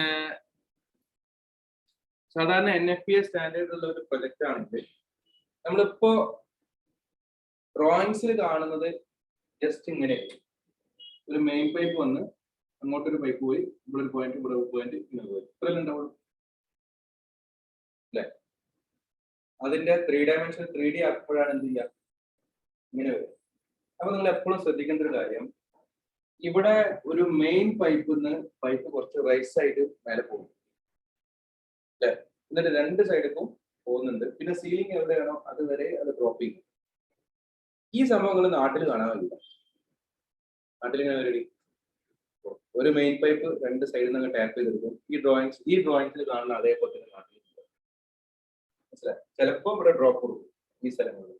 അപ്പൊ നമ്മള് NFPA 13 പ്രകാരമാണ് പൈപ്പ് ചെയ്യുന്നുണ്ടെങ്കിൽ ഒരു മെയിൻ പൈപ്പ് ഇങ്ങനെ പോകുന്നുണ്ടെങ്കിൽ അതിൽ നിന്ന് ഒരു ടീ, മേലോട്ടൊരു ടീ, പിന്നെ സൈഡിലോട്ടൊരു ടീ, പിന്നെ താഴോട്ടൊരു ടീ, ലാസ്റ്റിലൊരു സ്പ്രിംഗ്ലർ. അപ്പോ ലാസ്റ്റ് പോയിന്റുകൾ നിങ്ങൾക്ക് അവിടെ കാണാം. എന്താ ഉള്ളത്? എൽബോസ് ആണ്. ക്ലിയർ ആണ്? അപ്പൊ എൽബോ ആണെങ്കിൽ ശ്രദ്ധിക്കേണ്ട കാര്യം ഒറ്റക്കുള്ള പോയിന്റ്സുകൾ എവിടെയൊക്കെ വന്നിട്ടോ അവിടെയൊക്കെ എൽബോ ഉണ്ടാവും. പെൻഡന്റ്. മനസ്സിലായോ? അപ്പൊ നിങ്ങൾ അതിൽ ചെയ്യേണ്ട കാര്യം ആ ലാസ്റ്റിലുള്ള കംപ്ലീറ്റ് സ്പ്രിംഗ്ലറിനെ വേറെ തന്നെ കൊണ്ടുപോകും. മനസ്സിലായോ? അപ്പോ അവിടെ നമ്മൾ ആദ്യം സ്പ്രിംഗ്ലറിന്റെ നമ്പർ എഴുതി കഴിഞ്ഞാൽ അടുത്തത് ലാസ്റ്റ് പോയിന്റ്സ് ആണ്. ഇത് ലാസ്റ്റ് പോയിന്റ് ആണ്. അപ്പൊ ഇവിടെ ഒരു എൽബോ, ഇത് ലാസ്റ്റ് പോയിന്റ് ആണ്. ഇവിടെ ഒരു എൽബോ, ഇത് ലാസ്റ്റ് പോയിന്റ് ആണ്. ഇവിടെ ഒരു എൽബോ, ലാസ്റ്റ് പോയിന്റ് ആണ്. എൽബോ ഇവിടെ ലാസ്റ്റ് പോയിന്റ് എൽബോ. ഒക്കെ എൽബോ ഒന്നില്ലേ? ഈ എൽബോ ഇല്ലാത്ത അധികം സ്ഥലങ്ങൾ എന്ന് പറഞ്ഞാല് കണക്ട് ചെയ്ത് പോകുന്ന ലൈൻ ഇങ്ങനെ പോയി. അപ്പൊ സ്കൂളിന്റെ പ്രൊജക്റ്റിൽ നിങ്ങൾ നോക്കുകയാണെങ്കിൽ ഒരു ലൈനിൽ 2 പോയിന്റ് 3 പോയിന്റ് ഇല്ലേ? അപ്പൊ ലാസ്റ്റത്തില് ഒരു എൽബോ, ഇവിടെ ടി, ഇവിടെ ടി, ഇവിടെ ടി. ശരിയല്ലേ? അപ്പൊ ഇതിൽ നിന്ന് ഒരു മെയിൻ ലൈൻ കണക്ട് ചെയ്തിട്ടുണ്ടെങ്കിൽ ഇവിടെ ടി. കൺസെപ്റ്റ് മനസ്സിലായോ? 3 ഡയമെൻഷനിലോട്ട് ആക്കിയതാണ്. അപ്പൊ നിങ്ങൾ ഇപ്പോ ഈ ഇത് ക്വാണ്ടിറ്റി എടുക്കാൻ വളരെ എളുപ്പമാണ്. ഇപ്പോ ഇത് ടി ആണ് വരിക, ഇത് ടി ആണ് വരിക, ഇത് ടി ആണ് വരിക, ഇത് എൽബോ, ഇത് എൽബോ, ഇത് എൽബോ, ഇത് എൽബോ, ഇത് എൽബോ, ഏറ്റവും ലാസ്റ്റ് പോയിന്റുകളൊക്കെ എൽബോ. ശരി. അപ്പൊ നമുക്ക് ഇതിനെ എൽബോ എഴുതുന്നതിന് മുമ്പ് ഒരു കാര്യം കൂടി ശ്രദ്ധിക്കാണ്ട്, ഇതിൽ നിങ്ങൾക്ക് ഡ്രോയിങ്സിലേക്ക് എത്ര 25 കണ്ടിട്ടുണ്ട് നോക്കാം. ഫയർ ഫൈറ്റിംഗിന്റെ ഡ്രോയിങ്സിൽ ഒരു ഏറ്റവും ഇമ്പോർട്ടന്റ് പാർട്ട് എന്ന് പറഞ്ഞാൽ ഡയമെൻഷൻ ഒന്നും ഇല്ലെങ്കിലും ഫയർ ഫൈറ്റിംഗിന്റെ മെറ്റീരിയൽ എടുക്കാൻ പറ്റും. നമ്മള് സാധാരണ സൈറ്റിൽ ഡ്രോയിങ്സ് തന്നിട്ട് പറയും പിന്നെ മെറ്റീരിയൽ എടുക്കാൻ പറയുമ്പോൾ നമ്മൾ ഇവിടെ എടുക്കേണ്ടത് അതിന് മെഷർമെന്റ് ഒന്നും ആ കാരണം പറയാം. ഒരു അവസാനം 2 ദിവസം കഴിഞ്ഞിട്ട് ഇവിടെ POQ വയ്ക്കുമ്പോൾ എടുത്തിട്ടില്ല, മെഷർമെന്റ് ഇല്ല. അത് നമുക്ക് NFP അതിൽ വരും. അപ്പൊ NFP 13 പ്രകാരം എടുക്കുക. അപ്പോഴാണ് ഓർമ്മയില്ല 3 മീറ്ററിലാണ് ഓരോ പൈപ്പ് എന്നുള്ള ഓർമ്മ. അപ്പൊ എന്താ കാര്യം വെച്ചാൽ മെഷർമെന്റ് ഒന്നും ഇല്ലെങ്കിലും ഫയർ ഫൈറ്റിംഗ് ക്വാണ്ടിറ്റി എടുക്കാൻ പറ്റും. എങ്ങനെ എടുക്കാം? നിങ്ങൾ ഇവിടെ ശ്രദ്ധിച്ച് നോക്കുക. ഇതിലിപ്പോ ഇങ്ങനെ പോയിന്റ്സ് കൊടുത്തില്ല. ഇപ്പൊ സ്കൂളിന്റെ പ്രൊജക്ട് പറഞ്ഞില്ല, ആ സ്കൂളിന്റെ പ്രൊജക്ട് പറഞ്ഞാൽ ഒരു സ്പ്രിംഗ്ലർ മുതൽ അടുത്ത സ്പ്രിംഗ്ലർ വരെ എത്ര ഡിസ്റ്റൻസ് എന്ന് നമുക്ക് ഗസ് ചെയ്യാൻ പറ്റും. സപ്പോസ് 4 മീറ്റർ ആയി. 4 മീറ്റർ ആണെങ്കിൽ 4, 4, 4. ഇവിടെ എത്ര ഡയമെൻഷൻ ഏകദേശം വരുന്നുണ്ട്? ഇതിന്റെ പ്രൊപ്പോസൽ എത്ര നോക്കാം? അപ്പൊ ഇതിന്റെ ഏകദേശം പകുതിയോടെ വരുന്നുണ്ട്. അപ്പൊ 2, അപ്പൊ 12, 2, 14 മീറ്റർ ടോട്ടൽ. പക്ഷെ അതില് ഇവിടെ വരെ 2 ഇഞ്ചും ഇവിടെ നിന്ന് 32 വരെ. അപ്പൊ 8 മീറ്റർ 25, 32, 4 മീറ്റർ, അടുത്തത് 2 മീറ്റർ. അപ്പൊ അതിനനുസരിച്ച് നമുക്ക് മാറ്റം വരും. മനസ്സിലായോ? റെസിഡൻഷ്യൽ പ്രോജക്റ്റിൽ വരുമ്പോൾ വല്ലാതെ ഇങ്ങനെ ലൈന് ടാപ്പ് ചെയ്ത് പോയിട്ടുണ്ടെങ്കിൽ പ്രയാസമാണ്. മനസ്സിലായോ? അപ്പൊ നമ്മൾ സെറ്റ് ചെയ്യുന്ന ഏതിനാണ്? ഗ്രിഡ് ലൈൻസിന്. അപ്പൊ ഗ്രിഡ് ലൈൻസ് ഇവിടെ അപ്പൊ ഈ ഗ്രിഡ് ലൈൻസിന്റെ ഡിസ്റ്റൻസ് ഇതിന്റെ ഉള്ളില് ലെങ്ത് വേണമെന്നില്ല, അല്ലാതെ. അപ്പൊ നിങ്ങള് അതില് ഇപ്പോ ശരിക്കും 25 മാത്രമേ കിട്ടുള്ളൂ. ചെയ്യേണ്ട പരിപാടി എന്ന് പറഞ്ഞാൽ ഈ ഡ്രോയിങ്സിൽ നിങ്ങൾ ഈ മെഷർമെന്റ് ജസ്റ്റ് ഒന്ന് മാറ്റി എല്ലാ സ്ഥലത്തും ചെയ്യണമെന്നില്ല, ചെയ്താൽ നല്ലത്. അല്ലെങ്കിൽ ഒരു ടിപ്പിക്കൽ കൊടുക്കുക. ഇപ്പൊ നിങ്ങൾ ഈ ക്വാർട്ടർ മാത്രം എടുക്കുക. ഈ ക്വാർട്ടർ പ്രത്യേകം എന്താണ്? ഇതിന്റെ സെയിം ടിപ്പിക്കലാണ് ബാക്കിയുള്ളതൊക്കെ. അപ്പൊ ഈ ക്വാർട്ടറിലൊക്കെ മാത്രം മെഷർമെന്റ് എടുക്കുക. ഓട്ടോമാറ്റിക്കായി ബാക്കി സെയിം അല്ലേ? അപ്പൊ ഒരു ക്വാർട്ടർ മാത്രം മെഷർമെന്റ് ഇട്ട് കൊടുക്കുക. ഇനിയിപ്പോ നിങ്ങൾക്കത് ഈ ഡ്രോയിങ്സ് ഇനി പ്രിന്റ് ചെയ്തത് ഫൈനൽ ഡ്രോയിങ്സ് ആണെങ്കിൽ ജസ്റ്റ് പെൻസിൽ കൊണ്ട് വരച്ചിട്ടാൽ മതി. അപ്പൊ ക്വാണ്ടിറ്റി എടുക്കുന്ന സമയത്ത് നിങ്ങൾക്ക് കാണിക്കാൻ പറ്റും ക്വാണ്ടിറ്റി മെഷർമെന്റ് ഇട്ട് കൊടുക്കാം. അപ്പൊ ഓട്ടോകാഡ് ഫയലും ഡോക്യുമെന്റ്സ് ഉണ്ടെങ്കിൽ. അപ്പൊ നിങ്ങൾ ജസ്റ്റ് തൽക്കാലം ഒരു റഫായിട്ട് ഒരു റൂമിലെ മെഷർമെന്റ് ഒന്ന് നോട്ട് ചെയ്ത് കൊടുക്കുക. ജസ്റ്റ് ഒരു റൂമിലെ മെഷർമെന്റ് ഒന്ന് നോട്ട് ചെയ്ത് കൊടുക്കുക. അതായത് 25ന്റെ പൈപ്പ് എത്ര മീറ്റർ വരുന്നുണ്ട്, അതുപോലെ തന്നെ 32ന്റെ പൈപ്പ് എത്ര മീറ്റർ വരുന്നുണ്ട്, 40ന്റെ പൈപ്പ് എത്ര മീറ്റർ വരുന്നുണ്ട്, ഒരു ജസ്റ്റ് ഒരു ഗസ്. ഇപ്പൊ നമ്മള് പിന്നെ ഓൾറെഡി പൈപ്പ് സൈസ് എടുത്തു കഴിഞ്ഞ് 25ന്റെ എല്ലാം എടുത്തു കഴിഞ്ഞ് ഇനി നമുക്ക് ഇതേ പൈപ്പ് സൈസിനെ എന്ത് ചെയ്യണം? എൽബോസിലോട്ട് മാറ്റണം. അപ്പൊ ഞാൻ എടുക്കുന്ന സമയത്ത് എങ്ങനെ ഫിറ്റിംഗ്സ് എടുക്കുക? ഫിറ്റിംഗ്സ് എടുക്കുമ്പോൾ നമ്മൾ ശ്രദ്ധിക്കേണ്ട കാര്യം എൽബോസ് എവിടേക്ക് വരുന്നുണ്ട് നോക്കുക. എവിടേക്ക് വരുന്നുണ്ട്? 25ലല്ലേ മെയിൻ ആയിട്ട് വരുന്നുള്ളൂ അല്ലെ? അപ്പൊ നമുക്ക് ശരിക്കും എൽബോസിന്റെ ലിസ്റ്റ് എടുക്കുന്ന സമയത്ത് 25, 32, 40, 50 ഒക്കെ എഴുതുമ്പോൾ നമുക്ക് ആവശ്യമുള്ള സാധനം മാത്രം എന്തേ ഉള്ളൂ? 25 മാത്രമേ ഉള്ളൂ അല്ലെ? പിന്നെ എൽബോസ് വരാൻ ചാൻസ് ഉള്ള എവിടെയാണ്? ഏതെങ്കിലും വലിയ പൈപ്പിൽ നിന്ന് ടാപ്പ് ചെയ്തിട്ട് മുകളിലോട്ട് പോയി വേറെ ലൈൻ പോകുന്നുണ്ടോ? അല്ലാത്ത സ്ഥലങ്ങൾ വരാൻ ചാൻസ് ഉണ്ടോ? ഇല്ല. അപ്പൊ നമുക്ക് ഇത് ഏതായാലും എന്ത് ചെയ്യാം, 25, 50, 40 ഒക്കെ എഴുതി വെക്കുക. എഴുതി വെച്ചിട്ട് ക്വാണ്ടിറ്റി ഉള്ളത് മാത്രം ഫില്ല് ചെയ്ത് കൊടുക്കുക. ബാക്കി ബാങ്ക് ഇട്ടാൽ മതി. അപ്പൊ എന്തിനാ അത് ചെയ്യണമെന്ന് വെച്ചാൽ നിങ്ങൾ ചില പ്രൊജക്ട് ചെയ്യുമ്പോൾ ചിലപ്പോൾ ഇവിടത്തെ എൽബോസ് വരുന്ന കേസുകൾ ഉണ്ടാവും.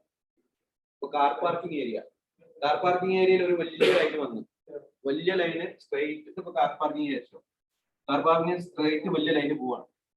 ഇവിടുന്ന് ഇങ്ങോട്ടാണ് സ്പ്രിംഗ്ലർ പോണ വിചാരിച്ചോ, ഇങ്ങോട്ടില്ല. അപ്പൊ അവിടെ ഒരു എൽബോ വന്നില്ല, കാര്യം പൊങ്ങിയിട്ട് ഇങ്ങനെ പോവല്ലേ. അപ്പൊ അവിടെ ഒരു എൽബോ വന്നു. അപ്പൊ ഇങ്ങനെ ഇവിടുന്നുള്ള ബ്രാഞ്ചുകളൊക്കെ എന്തായിരുന്നു, കംപ്ലീറ്റ് എൽബോ അല്ലേ. അപ്പൊ ഇവിടെ എൽബോ വരും. പിന്നെ ഒരു കാര്യം ശ്രദ്ധിക്കാനുള്ളത്, ഫയർ ഫൈറ്റിങ്ങിന്റെ മെറ്റീരിയൽ എഴുതുന്ന സമയത്ത് 2.5 ഇഞ്ച് വരെ ത്രെഡഡ് എൽബോ ഉള്ളൂ. ത്രെഡഡ് എൽബോ 2.5 ഇഞ്ച് വരെ ഉള്ളൂ. 2.5 ഇഞ്ച് അതിന്റെ മേലോട്ട് പോകുന്നതാണ് ഗ്രൂഡ് എൽബോ. മനസ്സിലായോ? ഗ്രൂഡ് എൽബോ അത് ഞാൻ പഠിപ്പിച്ചില്ല. ജസ്റ്റ് അങ്ങനെ ഈ നോട്ട് ഒന്ന് എഴുതി വെച്ചാൽ മതി. ജസ്റ്റ് ഒന്ന് എഴുതി വെച്ചോ. എൽബോസ്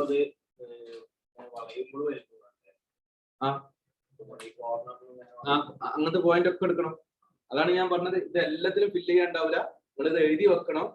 കണ്ടു കഴിഞ്ഞാൽ അപ്പോൾ അവിടെ ഫില്ല് ചെയ്ത് കൊടുക്കുക. മനസ്സിലായോ? അപ്പൊ ഈ നോട്ട് പ്രത്യേകം എഴുതുക.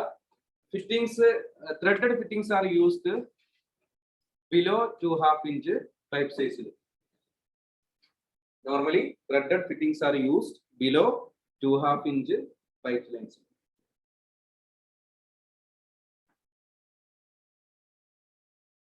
Above 2.5 inch, grooved fittings are considered. അപ്പൊ 2.5 ഇഞ്ചിന്റെ താഴോട്ട് അല്ലെങ്കിൽ 2.5 ഇഞ്ചിന്റെ താഴോട്ടൊക്കെ ത്രെഡഡ് ഫിറ്റിംഗ്സും, അപ്പോ 2.5 ഇഞ്ചിന്റെ അല്ലെങ്കിൽ 2.5 ഇഞ്ച് അതിന്റെ മേലോട്ടുള്ളതൊക്കെ ഗ്രൂഡ് ഫിറ്റിംഗ്സ് ആണ്. അപ്പൊ നിങ്ങൾ എഴുതുമ്പോൾ ശ്രദ്ധിച്ചാൽ മതി, എൽബോ എഴുതുന്ന സമയത്ത് ഇവിടുന്ന് അങ്ങോട്ട് പിന്നെ ഗ്രൂഡ് വരും 50ന്റെ മേലോട്ട്. അപ്പൊ അത് ലിസ്റ്റിൽ ഇപ്പൊ തന്നെ ഒന്ന് നോട്ട് ചെയ്ത് വെക്കുക. എക്സൽ അടിക്കുമ്പോൾ അങ്ങനെ തന്നെ അടിച്ചു വെക്കുക. അപ്പൊ നിങ്ങൾ 150 വരെ 6 ഇഞ്ച് വരെ പൈപ്പിന്റെ ഇതുണ്ട് വിചാരിച്ചു, സൈസ് ഉണ്ട് വിചാരിച്ചു. അപ്പൊ ഇത് ഈ എൽബോ എഴുതുമ്പോൾ 6 ഇഞ്ച് വരെ ജസ്റ്റ് എഴുതി വെക്കുക, എക്സൽ എഴുതി വെക്കുക. ഫില്ല് ചെയ്യണത് പിന്നെ തീരുമാനിക്കും. ക്ലിയർ അല്ലേ? ഇനി ഇതുപോലെ തന്നെ നമുക്ക് എൽബോ കഴിഞ്ഞാൽ അടുത്ത ടി ഉണ്ടല്ലോ, ടീന്റെ ഒരു ലിസ്റ്റ് ഉണ്ടാവില്ലേ? ഇതേ സാധനം ഇങ്ങോട്ട് കോപ്പി പേസ്റ്റ് ചെയ്യാം. മനസ്സിലായോ? ടി ആയി. പിന്നെ എന്താ ഉണ്ടാവുക? സോക്കറ്റ്സ്. സോക്കറ്റ്സ് എന്താണ്? സോക്കറ്റ്സ് എന്താ? 2 ഒരേ സൈസിലുള്ള സാധനങ്ങൾ കണക്ട് ചെയ്യുക. അപ്പൊ നമുക്ക് ഇപ്പൊ സ്പ്രിംഗ്ലറിന്റെ പൈപ്പ് നിങ്ങൾ പോയടുത്തൊക്കെ ഒരേ സൈസ് ഒരുപാട് ലെങ്ത്തിൽ പോയിട്ടുണ്ടോ? അപ്പൊ ഒരു 6 മീറ്റർ കഴിയുമ്പോഴാണ് ഓരോരോ സോക്കറ്റ്സ് കൊടുക്കുന്നത്. നമ്മൾ അതിനെ ചുരുക്കിയിട്ട് ഒരു 5 മീറ്ററിൽ കൊടുക്കുക. കാര്യം എന്താ വെച്ചാൽ എവിടെയെങ്കിലൊക്കെ ചിലപ്പോൾ എക്സ്ട്രാ കയറും.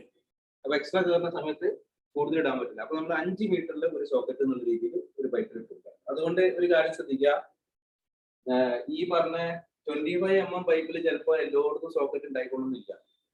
നമുക്ക് കൂടെ ഓൾറെഡി ഒരു 1000 മീറ്റർ ലെങ്ത് ഉണ്ട് വിചാരിച്ചോ ഈ പൈപ്പ് അല്ലെ? 1000 മീറ്റർ ലെങ്ത് ഉണ്ട്. ഈ 1000 മീറ്റർ ലെങ്ത് നമുക്ക് സോക്കറ്റ് കൊടുക്കേണ്ടി വന്നാൽ ഈ 1000നും സോക്കറ്റ് കൊടുത്താൽ എന്താ അവസ്ഥ? സോക്കറ്റ് ഒരുപാട് വേസ്റ്റ് ആവില്ലേ? അപ്പൊ നമ്മൾ എപ്പോഴും ശ്രദ്ധിക്കേണ്ട കാര്യം, ഈ ലൈൻസിൽ പോകുന്നോട്ട് സോക്കറ്റ് വരാൻ ചാൻസ് ഉള്ള സ്ഥലങ്ങൾ മാത്രം ഹൈലൈറ്റ് കൊണ്ട് മാർക്ക് ചെയ്യുക, അവിടെ മാത്രം കൊടുക്കുക. എന്നിട്ടൊരു 10% കൂടുതൽ കൊടുക്കും. വേറൊരു പ്രശ്നം കൂടി വരാം. അപ്പൊ ശ്രീജിത്ത് അത് ചോദിച്ച ചോദ്യം, ഒരു കോളം മുന്നിൽ നിൽക്കുന്നുണ്ട്, അല്ലെങ്കിൽ ഒരു ബീം ഉണ്ട്. ഈ ബീമിനെ ഡ്രോയിങ്ങിൽ കാണിച്ച സ്ട്രെയിറ്റ് ആണ്. അപ്പൊ ക്വാണ്ടിറ്റി എടുക്കുമ്പോൾ എന്ത് ചെയ്യും? ബീമിനെ മാറ്റിയിട്ടല്ല എങ്ങനെ പോകുള്ളൂ അല്ലെ? അപ്പൊ അവിടെ ഇങ്ങോട്ടൊരു എൽബോ, ഇവിടുന്ന് ഒരു എൽബോ, ഇവിടുന്ന് ഒരു എൽബോ, പിന്നെ ഒരു എൽബോ. അപ്പൊ 4 എൽബോ എക്സ്ട്രാ വന്നില്ലേ? അപ്പൊ അങ്ങനത്തെ എന്തെങ്കിലും കേസുകൾ വരികയാണെങ്കിൽ അതിനാണ് നമ്മൾ 10% കൂടുതൽ ഇട്ട് കൊടുക്കുന്നത്. മനസ്സിലായി? അപ്പൊ ഫിറ്റിംഗ്സിലായാലും പൈപ്സിലായാലും സാധാരണ 10% കൂടുതൽ. ഇനി വേറൊരു കാര്യം ശ്രദ്ധിക്കാനുള്ളത് എന്താ വെച്ചാല്, നമുക്ക് ഇത്രയും ഡീറ്റെയിൽ ആയിട്ട് എൽബോസ് ഒന്നും എടുക്കാൻ പറ്റുന്നില്ല എന്ന് വിചാരിച്ചു. അപ്പൊ സാധാരണ നമ്മൾ ചെയ്യുക, അപ്പൊ ഇതിലൊരു പ്രൊജക്ട് ലാസ്റ്റ് പ്രൊജക്ട് എന്താ ചെയ്ത് വെച്ചാൽ കംപ്ലീറ്റ് പൈപ്സിന്റെ മെഷർമെന്റ് ആദ്യം എടുത്ത് വെച്ചിട്ട് ഫിറ്റിംഗ്സിന് ഒരു 35% നമ്മൾ കൊടുക്കുകയും ടോട്ടൽ, അതായത് എണ്ണം കാണിക്കൂല, എമൗണ്ട് കാണിക്കാൻ മതി. മനസ്സിലായി? ഇപ്പൊ നമ്മൾ പൈപ്പ് ഒരു സൈറ്റിലോട്ട് പൈപ്പ് നമ്മൾ 12 ലക്ഷം റുപ്യ കൊടുത്തതിന് ശേഷം, അല്ലെങ്കിൽ നമ്മൾ ക്വാണ്ടിറ്റി ചെയ്യുമ്പോൾ 12 ലക്ഷം വന്നു. അപ്പൊ അതിന്റെ ഒരു 35% ഫിറ്റിംഗ്സ് കോസ്റ്റ് ആയിട്ട് മാറ്റി വെക്കുക. ഫിറ്റിംഗ്സ് കോസ്റ്റ് മാറ്റി വെക്കുക പറഞ്ഞാൽ പിന്നെ എൽബോസ്, വാൾസ്, സാധനങ്ങൾ ഇങ്ങനെയുള്ള സാധനങ്ങളായിട്ട് കൂട്ടി വെക്കുക. ഇനി അതുപോലെ തന്നെ നമ്മൾ അതിൽ പിന്നെ സപ്പോർട്ട്സ് ഉണ്ടല്ലോ, സപ്പോർട്ട്സ് ഒരു 5% ഇട്ട് കൊടുക്കുക. സപ്പോർട്ട്സ് എന്ന് പറഞ്ഞാൽ ഈ channels, thread road, screw, net, bolt സാധനങ്ങൾ. അപ്പൊ 35 എന്നുള്ള രീതിയിൽ ചെയ്യാം. അത് നോർമൽ ടെൻഡറിങ് ആണ്, കോസ്റ്റ് കിട്ടാൻ വേണ്ടി മാത്രം. പക്ഷെ സൈറ്റിൽ ടെൻഡറിങ് അങ്ങനെ ചെയ്യരുത്. അങ്ങനെ ചെയ്ത് കഴിഞ്ഞാൽ സൈറ്റിൽ മെറ്റീരിയൽ ഓർഡർ ചെയ്യേണ്ട അവസ്ഥ വന്നു കഴിഞ്ഞാൽ കുടുങ്ങിക്കും. അപ്പൊ നിങ്ങൾക്ക് ഓൾറെഡി സമയമുണ്ട്. ഇപ്പൊ ഇന്നലെ നമ്മളെ കഴിഞ്ഞ മാച്ചില് പിന്നെ അലി പോയപ്പോഴ് ഇന്നലെ ഉച്ചക്ക് ഒരു ഡ്രോയിങ് കൊടുത്തിട്ട് പറയാണ് ഇന്ന് ഉച്ചക്ക് എന്റെ കൊട്ടേഷൻ കൊടുക്കും. അങ്ങനെ ചെയ്യാം, ഇതുപോലെ ചെയ്യാൻ പറ്റുമോ? ചെയ്യാൻ പറ്റുമോ? ഇല്ല. അപ്പൊ ഒരു ഡ്രോയിങ് എടുക്കുക, പൈപ്പിന്റെ ലെങ്ത്തുകൾ എടുക്കുക, അതിന്റെ 35% ഫിറ്റിംഗ്സ്, 5% സപ്പോർട്ട്സ്, വേറെ ഒന്നും അവർക്ക് അറിയണ്ട. ഇനി ആ സൈറ്റിൽ വർക്ക് സ്റ്റാർട്ട് ചെയ്യുന്ന സമയത്ത് മെറ്റീരിയൽ ഇതുപോലെ ലിസ്റ്റ് ചെയ്യണം, എങ്കിലേ നമുക്ക് മെറ്റീരിയൽ പർച്ചേസ് ചെയ്യാൻ പറ്റും. അപ്പൊ നമ്മൾ ഈ പറഞ്ഞ എൽബോസ്, പീസ്, സോക്കറ്റ്സ്, ഇനി ഒരു ആംഗിൾ കൂടി ഉണ്ട്, പക്ഷെ അത് വളരെ റെയർ ആയിട്ട് ഉപയോഗിക്കുക. എന്താണ്? 45 ഡിഗ്രി ബെൻഡ്. ഇപ്പൊ കോള് വിളിച്ചത് 45 കുറക്കാനുള്ള എന്തെങ്കിലും മാർഗങ്ങളുണ്ടോ വെച്ചിട്ട് വിളിച്ചതാണ്. ഇപ്പൊ വിളിച്ചത് സൈറ്റിൽ നിന്ന് വിളിച്ചത്. അപ്പൊ ഈ 45 കൂടിയിട്ട് 1000 റുപ്യ അടുത്ത് ഒരു പിന്നെ 1 മീറ്ററിന്റെ അടുത്ത് പൈപ്പിംഗ് ചെയ്ത് 1000 റുപ്യന്റെ അടുത്ത് കോസ്റ്റ് വരും. അപ്പൊ നമ്മൾ എന്താ ചെയ്യുന്നത് വെച്ചാൽ അവിടെ ഇലക്ട്രിക്കലിന്റെ ഒരു ഫ്ലെക്സിബിൾ പൈപ്പ് ഉണ്ട്, അത് ഇഷ്ടംപോലെ ലെങ്ത്തിൽ കിട്ടും. അപ്പൊ സൈറ്റിൽ ആവശ്യമുള്ളതനുസരിച്ച് ബെൻഡ് ചെയ്യുക, കണക്ട് ചെയ്ത് കൊടുക്കുക. അതായത് റെയിൻ അല്ലല്ല, സംഗതി പ്ലംബിംഗ് ആണ്. പക്ഷെ അതിലെ സൊല്യൂഷൻ ഇലക്ട്രിക്കലിന്റെ പൈപ്പ് എടുത്തിട്ടായിരിക്കും. പക്ഷെ എന്താ വെച്ചാൽ ലീക്ക് വരാൻ പാടില്ല. ലീക്ക് വന്നാൽ ഭയങ്കര പ്രശ്നം. കാര്യം ഇലക്ട്രിക്കലിന്റെ പൈപ്പിന് പ്രഷർ റേറ്റിംഗ് കുറവാണ്, മെക്കാനിക്കൽ പൈപ്പിന് പ്രഷർ റേറ്റിംഗ് കൂടുതലാണ്. ഇത് ശരിക്കും മിക്സ് ചെയ്യാൻ പാടില്ല. ഇത് വേറെ നിവൃത്തിയില്ല. 4 ഇഞ്ച്. അതിന് ട്രാൻസ്ഫോമർ PWD വർക്ക് ചെയ്യുന്ന ആൾക്കാരില്ലേ, വലിയ കേബിളിന്റെ വർക്ക് ചെയ്യുന്ന ആൾക്കാരില്ലേ, ഓരോ പീസ് ആണ്. അപ്പൊ ഓരോട് ചോദിച്ചു കഴിഞ്ഞാൽ അതിന് കട്ട് ചെയ്തിട്ട് ആവശ്യമുള്ള പീസുകൾ തരും. അപ്പൊ 45 ഈ സാധനം ശ്രദ്ധിക്കുക. 45. ഇനി ഇത്രയും ഫിറ്റിംഗ്സ് എന്തായാലും നിങ്ങൾക്ക് അവിടെ വേണം, മനസ്സിലായി? അപ്പൊ ഇതിന്റെ എക്സൽ ഷീറ്റ് സൈഡിൽ ഇങ്ങനെ എഴുതി വെക്കുക, ടൈപ്പ് ചെയ്ത്. ഇന്ന് തന്നെ എല്ലാവരും ചെയ്യണം കേട്ടോ. കാര്യം ക്വാണ്ടിറ്റി എടുത്ത് വരുമ്പോൾ 2 ദിവസം കൊടുക്കും. ഇനി അടുത്തത് അത് കാണിച്ചു തരാം.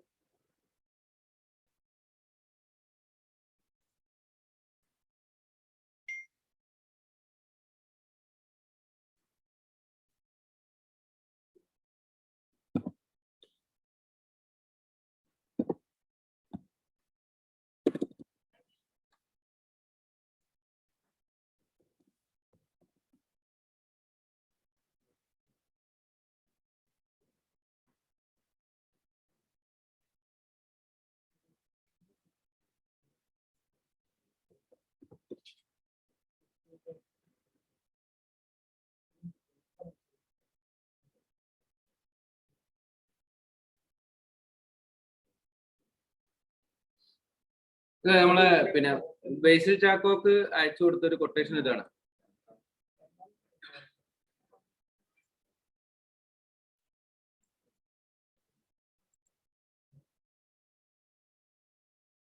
ഇതില് നിങ്ങൾ നോക്കുകയാണെങ്കിൽ ഇവിടെ ഫിറ്റിംഗ്സ് ഫോർ ചിൽഡ് വാട്ടർ എന്ന് എഴുതിയിരുന്നു.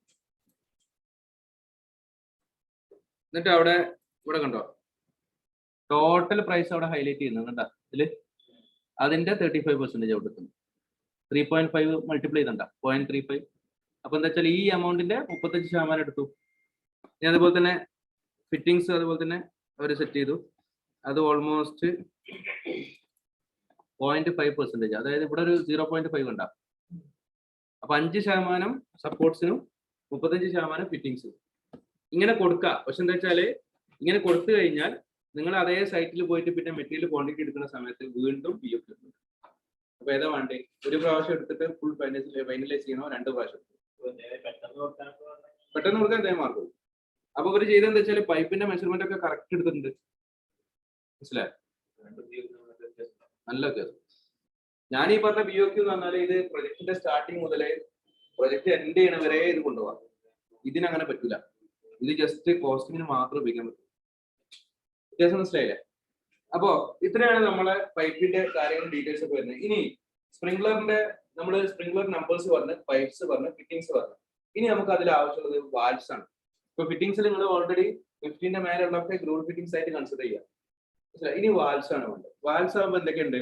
Zone control valve, main valve അല്ലെ? അപ്പൊ അതിന് സോൺ കൺട്രോൾ വാൽവ് എന്ന് പറഞ്ഞിട്ട് ഒരു സൈസ് ഇട്ടിട്ട് കൊടുത്താൽ മതി. അപ്പൊ നിങ്ങളിപ്പോ സ്കൂളിൽ ചെയ്ത് കൊടുത്ത് 2 സോൺ കൺട്രോൾ ഇല്ലേ? എത്ര ഉണ്ട്? 2 അപ്പൊ 2ന്റെയും സൈസ് സെയിം ആണ്. സെയിം ആണെങ്കിൽ ആ സൈസ് മാത്രം എഴുതിച്ചാൽ മതി. ആ പമ്പ് റൂം അല്ല, അത് സോണായിട്ട് തിരിക്കുന്ന ഏരിയ. ഇതിലിപ്പോ ഓൾറെഡി നമ്മൾ എയർവെല് വരുന്ന സ്ഥലം. ഇതിന് ലാസ്റ്റ് പോയിന്റ് എങ്ങോട്ടാ പോയി നോക്കുക? എങ്ങോട്ടാ പോയി? ഇവിടെ ഇവിടെ വരത്ത്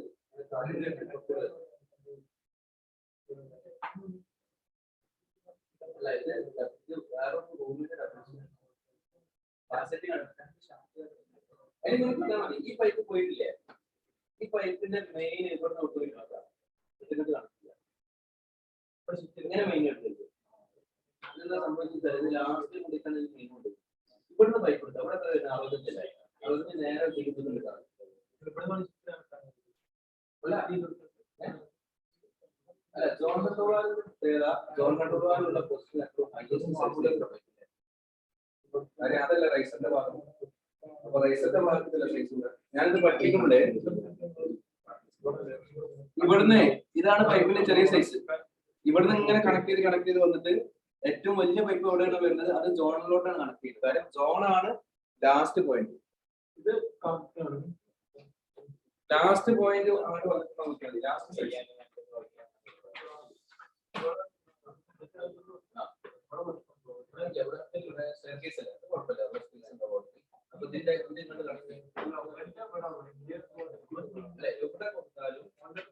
ലാസ്റ്റ് വരുന്ന സൈസ്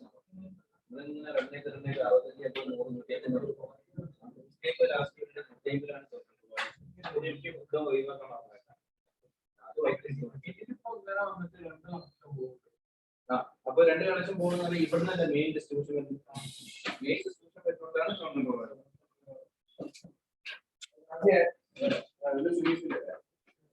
പെട്രോളാണ് പിന്നെ ബാൽക്കണി കൂടെ പൈപ്പ് ബാൽക്കണിക്കുള്ള പൈപ്പ് എന്ന് പറഞ്ഞാല് ഇവിടെ പൊട്ടുകൂടെ ഇട്ടില്ലേ?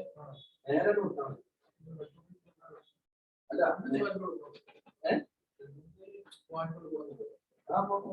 ഇവിടെ ഇത് എക്സ്പീരിയൻസ് ചെയ്യുന്ന നമ്മളിപ്പോ ഇവിടെ ഈ ബാൽക്കണി കൂടെ പൈപ്പ് പൊട്ടോട്ട് കാണുന്ന പോലല്ലേ ബാൽക്കണി. അപ്പൊ അങ്ങനെ ചെയ്യും.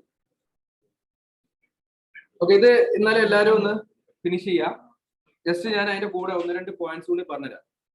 നോക്കിയോ, ഇതില് ചിൽഡ് വാട്ടറിന്റെ പൈപ്സിന്റെ കേസുകൾ എഴുതിയിട്ടുണ്ട്. Fittings, pump, valve, heat exchanger, chemical dosing, pressurisation യൂണിറ്റുകൾ, ഐസൊലേറ്റിംഗ് വാൽവുകൾ, BTU മീറ്ററുകൾ, ഡബിൾ റെഗുലേറ്റിംഗ് വാൽവുകൾ, ബട്ടർഫ്ലൈ വാൽവുകൾ, 2-way valve, strainers, unions, flexible connector, ഇങ്ങനെയുള്ള കുറെ ലിസ്റ്റ് കൊടുത്തിട്ടുണ്ട്. അപ്പൊ ഇതെന്താ കാര്യം വെച്ചാൽ ഇത് പൈപ്പിലെ എല്ലാ ആ സൈറ്റിലെ കംപ്ലീറ്റ് സാധനത്തിന്റെ ലിസ്റ്റ് ഔട്ട് എടുക്കും. അപ്പൊ ഓരോ വാൽവിന് എത്ര കോസ്റ്റ് വരും കാര്യങ്ങളൊക്കെ മനസ്സിലാവും. ഇപ്പൊ നിങ്ങൾ FCUന്റെ കണക്ഷൻസ് ആണെങ്കിൽ FCUന്റെ പാക്കേജിലുള്ള കംപ്ലീറ്റ് സാധനത്തിൽ വരും. മനസ്സിലായി? അവിടെയുള്ള വാൽവുകൾ വരും. നമുക്ക് ഓൾറെഡി നമ്മൾ സ്കീമാറ്റിക് പഠിച്ചില്ലേ? ആ സ്കീമാറ്റിക് കംപ്ലീറ്റ് സാധനത്തിൽ വരും. അപ്പൊ ഇത് കഴിഞ്ഞിട്ട് നമുക്ക് ഒരു സ്റ്റേജ് കൂടി ഇരുന്ന് പഠിക്കാണ്ട്. അപ്പൊ അത് നിങ്ങൾ ഒരു എക്സൽ ഷീറ്റ് ഇങ്ങോട്ട് ക്ലിയർ ആക്കി തരണം. അത് തന്നു കഴിഞ്ഞാൽ ഞാൻ അടുത്ത് ചെയ്യാൻ പോണത് വെച്ചാല് ഈ വർക്കൊക്കെ ഒരു ടെക്നീഷ്യൻ ചെയ്യുമ്പോൾ എത്ര നമ്പേഴ്സ് ആണ് അല്ലെങ്കിൽ എത്ര മീറ്റേഴ്സ് ആണ് ഒരു ടെക്നീഷ്യന്റെ ഡെയിലി ടാർഗറ്റ്. മനസ്സിലായോ? ആ ഡെയിലി ടാർഗറ്റിന്റെ കിട്ടിക്കഴിഞ്ഞാൽ പിന്നെ നമ്മൾ അടുത്ത് നോക്കുന്നത്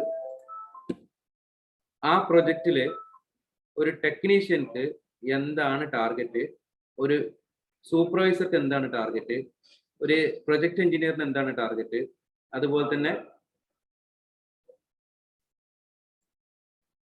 അങ്ങനെ പോയി ഒരു ജനറൽ മാനേജർ ടാർഗറ്റ് എത്രയുണ്ട് അതുവരെ ഡിഫൈൻ ചെയ്യുന്നുണ്ട്. അപ്പൊ ഇതിന് സാധാരണ സൈറ്റിൽ ഫോളോ ചെയ്യുന്ന ഒരു സാധനമാണ് ഡെയിലി വർക്ക്ഷീറ്റ്. ഡെയിലി വർക്ക്ഷീറ്റ് എന്ന് പറഞ്ഞു കഴിഞ്ഞാൽ ഒരു ലേബർ ഒരു ദിവസം എത്ര വർക്ക് ചെയ്യുന്നുണ്ട്, അവന് എത്ര തലേന്ന് വരെ എത്ര പെർസെൻറ്റേജ് ആ വർക്ക് ഫിനിഷ് ചെയ്തു. ഇതിപ്പോ നോക്കുകയാണെങ്കിൽ 5ാമത്തെ ഫ്ലോറിൽ ഇന്നുള്ള പണി എന്ന് പറഞ്ഞാൽ വാട്ടർ സപ്ലൈന്റെ കോൾഡ് വാട്ടറും ഹോട്ട് വാട്ടറും സെറ്റ് ചെയ്യണം. അപ്പോൾ അവന് കഴിഞ്ഞ ദിവസം വരെ 56% വർക്ക് ഫിനിഷ് ചെയ്തിട്ടുണ്ട്. എങ്ങനെ 56%? ഞാനിപ്പോ ഒരാളെ ടോട്ടൽ ടാർഗറ്റ് 400 പോയിന്റ് സ്പ്രിംഗ്ലർ ശേഷം ഓനോട് പറയാ ഡെയിലി 40 സ്പ്രിംഗ്ലർ വെച്ച് ചെയ്യാം. അപ്പൊ ഒരു ദിവസത്തെ ടാർഗറ്റ് 40 അല്ലേ? അപ്പൊ നമുക്ക് ഒരു ദിവസം അവൻ ഫിനിഷ് ചെയ്ത് കഴിഞ്ഞാൽ 10% ഫിനിഷ് ചെയ്യും അല്ലെ? ഇനി ഇന്ന് അവൻ ഫിനിഷ് ചെയ്യാൻ കുറച്ച് ഡിലേ ആയി, അവൻ 8% ഫിനിഷ് ചെയ്തിട്ടുള്ളൂ. നാളെയും അവൻ 8% ഫിനിഷ് ചെയ്തെന്ന് വിചാരിച്ചു.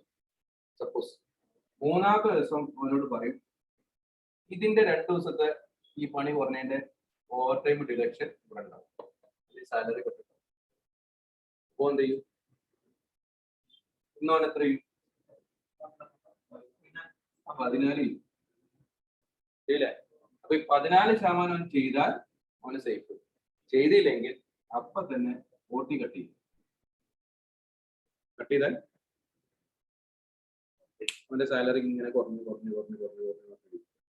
നേരെ മറിച്ച് ഒരാൾ ഇങ്ങനെ വർക്ക് ചെയ്യുന്ന സമയത്ത് അയാള് 10% ചെയ്തു, അടുത്ത സ്റ്റേജിൽ ഓൺ ചെയ്തത് 12% ചെയ്തു, വീണ്ടും 12% ചെയ്തു, വീണ്ടും 12% ചെയ്തു, മറ്റു കിട്ടി 6% OT ഡയറക്റ്റ്. അപ്പൊ OT കൂടുതൽ ചെയ്തു. അപ്പൊ ആൾക്കാർ വർക്ക് എടുക്കുന്നതനുസരിച്ച് നല്ല പണി എടുക്കുന്ന ആൾക്കാർക്ക് നല്ല സാലറി കിട്ടും, കുറച്ച് ചെയ്യണവന് കട്ട് ചെയ്ത്. അപ്പൊ കുറച്ച് കഴിയുമ്പോൾ ഒരു 3-4 മാസം കഴിയുമ്പോൾ ഒരു സിംഗിൾ കിട്ടും. നമ്മളൊന്നും പറഞ്ഞു. അപ്പൊ ഇത് ഇങ്ങനെ ഒരു സൂപ്പർവൈസർ അണ്ടറിൽ 10 ടെക്നീഷ്യന്മാരുണ്ട് വിചാരിച്ചു. അപ്പൊ സൂപ്പർവൈസറുടെ ടാർഗറ്റ് എത്ര? 10 × 10 100 പോയിന്റ് ആണ് ഒരു സൂപ്പർവൈസറുടെ ടാർഗറ്റ്. അപ്പൊ സൂപ്പർവൈസറുടെ എഞ്ചിനീയർ ചോദിക്കും എത്രയായി? 90 ആയിട്ടുള്ളൂ. അപ്പൊ എഞ്ചിനീയർ ആദ്യം ചോദിക്കും പ്രൊജക്ട് മാനേജറോ കസ്റ്റഡി മാനേജറോ. അപ്പൊ അയാളോട് ചോദിക്കുമ്പോൾ എഞ്ചിനീയറുടെ ടാർഗറ്റ് 400, 4 സൂപ്പർവൈസർമാരുണ്ടാക്കുന്നത്. അപ്പൊ എഞ്ചിനീയറുടെ ടാർഗറ്റ്, അപ്പൊ എഞ്ചിനീയർ അങ്ങോട്ട് ഫയർ ചെയ്യും, സൂപ്പർവൈസർ അങ്ങോട്ട് ഫയർ ചെയ്ത് അവസാനം ഹെൽപ്പറെ ടെക്നീഷ്യൻ തലക്കടിക്കുന്നവരെ ഫയർ ചെയ്യും. അപ്പൊ എന്താ കാര്യം വെച്ചാല് മോണിറ്ററിങ്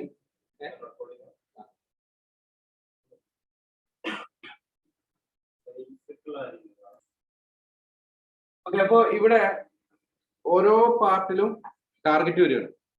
ടാർഗറ്റ് വരുമ്പോൾ ഏറ്റവും ടോപ്പിൽ എത്തുമ്പോൾ ചിലപ്പോൾ ഒരു പ്രൊജക്ട് എഞ്ചിനീയർ അണ്ടറിൽ അല്ലെങ്കിൽ പ്രൊജക്ട് മാനേജർ അണ്ടറിൽ 3-4 സൈറ്റ് ഉണ്ടാവും.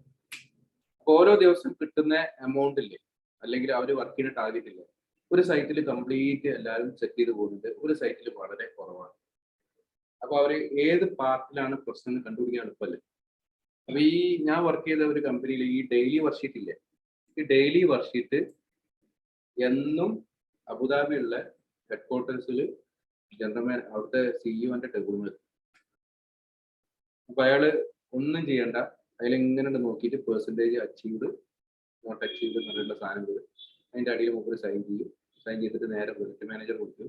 ആ സൈറ്റിൽ വർക്ക് കുറവാണ്, പെട്ടെന്നൊരു സൊല്യൂഷൻ ഉണ്ടാകും. അപ്പൊ അവരവിടുന്ന് തീരുമാനങ്ങൾ എടുക്കും. അപ്പൊ ഈ സിഇഒക്ക് എന്ത് ചെയ്യുക? പ്രശ്നം വരുന്ന സ്ഥലങ്ങളിൽ മാത്രം കോൺസെൻട്രേറ്റ് ചെയ്യുക. മനസ്സിലായോ? അവിടെ ഒരു ലേബറിന്റെ ഔട്ട്പുട്ട് വരെ അയാൾ എടുക്കുന്നുണ്ട്. മനസ്സിലായോ? അപ്പൊ അത് വളരെ സിസ്റ്റമാറ്റിക് ആയിട്ട് പോണ കമ്പനിയിൽ എല്ലാത്തിനും ബേസ് എന്താണ്? പിഒ. അപ്പൊ ഒരു കമ്പനിനെ തളർത്തുന്നതും പിഒക്ക്, ഒരു കമ്പനിനെ ഉയർത്തുന്നതും പിഒ. അത്രയും ഇമ്പോർട്ടന്റ് സാധനമാണ്. അതുകൊണ്ടാണ് ഇത് ഇത്രയും ടെക്നിക്കൽ ആയിട്ട് സിസ്റ്റമാറ്റിക് ആയിട്ട് പഠിക്കുന്നത്. മനസ്സിലായി? ഇതിനെ ഞാനിപ്പോ ക്ലാസ് എടുത്ത പോലെ നിങ്ങളെ എക്സ്പ്ലെയിൻ ചെയ്യാൻ പറ്റുന്നുണ്ടെങ്കിൽ നിങ്ങൾക്ക് ഒരു 5 കൊല്ലം എക്സ്പീരിയൻസ് ഉള്ള ഒരാളെ ലെവലിൽ പെർഫോം ചെയ്യും. പക്ഷെ അതിന് നല്ലോണം എഫേർട്ട് എടുക്കണം, നല്ല ഔട്ട്പുട്ട് എടുക്കണം. ഔട്ട്പുട്ട് എടുത്തു കഴിഞ്ഞിട്ട് ഓരോരോ നെട്ടും ബോൾട്ടിന്റെ കണക്ക് വരെ നമുക്ക് ഇവിടെ ഇരുന്നിട്ട് പറയാൻ പറ്റും. എന്റെ പ്രൊജക്ട് മാനേജർ എന്നോട് സ്ഥിരമായിട്ട് പറഞ്ഞാണ്, സൈറ്റിൽ 10 പ്രാവശ്യം പോയിട്ട് 30 പ്രാവശ്യം പോയിട്ട് കാര്യമില്ല. അവിടെ എന്ത് പണി നടക്കണം എന്നുള്ളത് ഇവിടെ ഇരുന്നിട്ട് നമുക്ക് പറയാൻ പറ്റും. ഫോൺ വിളിക്കാൻ പാടില്ല. എങ്ങനെ പറയാൻ പറ്റുക? ഈ ഡെയിലി വർക്ക്ഷീറ്റ് മോണിറ്റർ ചെയ്യുന്ന എഞ്ചിനീയർ ആണെങ്കിൽ 12 മണിക്ക് എത്ര ഫിറ്റിങ്സ് കഴിഞ്ഞു എന്നുള്ളത് നമുക്ക് പറയാൻ പറ്റും. അതല്ല 12 മണിക്ക് എത്ര ചെയ്തിട്ടില്ല എന്ന് അവൻ സൈറ്റിൽ പോകണാണ് മനസ്സിലാവണമെന്നുണ്ടെങ്കിൽ സൂപ്പർവൈസർ അവനെടുത്ത് നല്ല ഫയർ ചെയ്യും. കാരണം എന്താണ്? ഈ ടാർഗറ്റ് അച്ചീവ് ചെയ്തില്ലെങ്കിൽ എന്തോ ഒരു പ്രശ്നം നടക്കുന്നില്ല. ആ പ്രശ്നം എന്താണെന്നുള്ളത് ഇയാളെ റിപ്പോർട്ട് ചെയ്യണ്ടേ? അപ്പൊ സൈറ്റിൽ ഒരു മുട്ടുസൂചി അറിയാൻ എഞ്ചിനീയർ അറിയണമെന്നാണ്. അപ്പൊ അത് ശരിക്കും നമുക്ക് കൺട്രോൾ ചെയ്യുന്നത് അവനവന്റെ സ്വഭാവം കൊണ്ടല്ല, ഡോക്യുമെന്റേഷൻ കൊണ്ട്. ഡോക്യുമെന്റേഷൻ പെർഫെക്റ്റ് ആണോ, സൈറ്റിൽ ഒരു തരി അങ്ങോട്ടും ഇങ്ങോട്ടും അനുഭവം. അപ്പൊ അത്രയും ക്രിട്ടിക്കൽ സാധനമാണ്. അതുകൊണ്ട് തന്നെ നിങ്ങളത് നല്ല പ്രൊഫഷണൽ ആയിട്ട് കൊണ്ടുപോകണമെങ്കിൽ ഒരു കമ്പനിക്ക് ഏറ്റവും കൂടുതൽ പ്രോഫിറ്റ് കൊണ്ടുവരുന്ന ഒരു സൈറ്റ് എഞ്ചിനീയർ ആയിട്ട് മാറാൻ പറ്റും. അപ്പൊ ഞാൻ നേരത്തെ പറഞ്ഞ ഫ്ലോറിന്റെ എണ്ണം പറയുന്നതനുസരിച്ച് ഒരു സൈറ്റ് എഞ്ചിനീയർ എന്ന് പറയാം ഇത്ര മില്യന്റെ വർക്ക് ഇന്റേണൽ ചെയ്തിട്ടുണ്ടെന്ന് പറയാം. അപ്പൊ അയാൾ പ്രൊജക്ട് മാനേജ്മെന്റ് ലെവലിൽ ഹയർ ഗ്രേഡ് മനസ്സിലായി. ഇങ്ങനെയാണ് സാധാരണ ഒരു സൈറ്റ് എഞ്ചിനീയർ സിഇഒ വരെ ആവാം.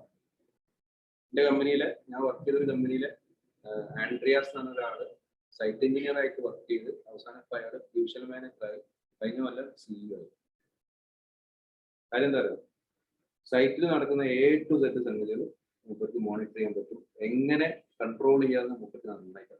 അതുകൊണ്ട് തന്നെ കമ്പനി 6 മാസത്തെ വർക്ക് പറഞ്ഞാൽ 5.5 മാസത്തിൽ തീർക്കാൻ അയാൾ നോക്കണം, അല്ലെങ്കിൽ 5 മാസത്തിൽ തീർക്കാൻ നോക്കണം. 5 മാസത്തിൽ തീർക്കാൻ പറഞ്ഞാൽ അത്രയും എക്സ്പെൻസ് ലാഭമല്ലേ. കാര്യം എന്താ വെച്ചാൽ ട്രാൻസ്പോർട്ടേഷൻ, ഡ്രൈവർമാരെ പൈസ, വണ്ടി പെട്രോൾ അടിക്കുന്ന പൈസ എവിടെ നിന്ന് കിട്ടുമോ? ഇല്ല. ലേബേഴ്സിന് 2 ദിവസം എക്സ്ട്രാ പണി വന്നു പറഞ്ഞാൽ വണ്ടികൾ ഓടുന്ന പൈസ കൊടുക്കണ്ടേ, പെട്രോൾ അടിക്കുന്ന പൈസ കൊടുക്കണ്ടേ, ഇവർക്കുള്ള ഭക്ഷണത്തിന്റെ എക്സ്പെൻസ് കൊടുക്കണ്ടേ. അപ്പൊ ഇതൊക്കെ എക്സ്ട്രാ പൈസ ആയിട്ട് വരും. അപ്പൊ അതുകൊണ്ട് ഒരിക്കലും പ്രൊജക്ട് ടൈമിന്റെ മേലോട്ട് പോകാൻ പാടില്ല. അപ്പൊ ഇത് ഒന്ന് പെട്ടെന്ന് സെറ്റ് ചെയ്ത് കഴിഞ്ഞാൽ ഞാൻ ഇതിന്റെ മാൻ പവർ പൊസിഷന്റെ ഭാഗം കൂടി ക്ലിയർ ചെയ്തില്ല. നിർബന്ധമല്ല, പക്ഷെ എന്താ വെച്ചാൽ പഠിച്ചു കഴിഞ്ഞാൽ ഇന്റർവ്യൂവിന് മാൻ പവർ പൊസിഷൻ എന്നൊക്കെ പറയുമ്പോൾ ആൾക്കാർക്ക് ഇങ്ങനെ കണ്ണ് തള്ളിപ്പോകും ചിലപ്പോൾ. ഫ്രഷേഴ്സ് എങ്ങനെ ഇതൊക്കെ പഠിച്ചു വെച്ചു. കാരണം ഞാൻ തന്നെ അത് യൂസ് ചെയ്യാൻ പറഞ്ഞാൽ 7 കൊല്ലം കഴിഞ്ഞ ശേഷം സൈറ്റിൽ മനസ്സിലായി. അപ്പൊ അത്രയും ഇമ്പോർട്ടന്റ് സാധനങ്ങളാണ്. ഓക്കെ, അപ്പോൾ ഇതൊന്ന് ശരിക്കും സെറ്റ് ചെയ്യുക. സെറ്റ് ചെയ്തിട്ട് പിന്നെ ഫിനിഷ് ചെയ്ത് നോക്കുക.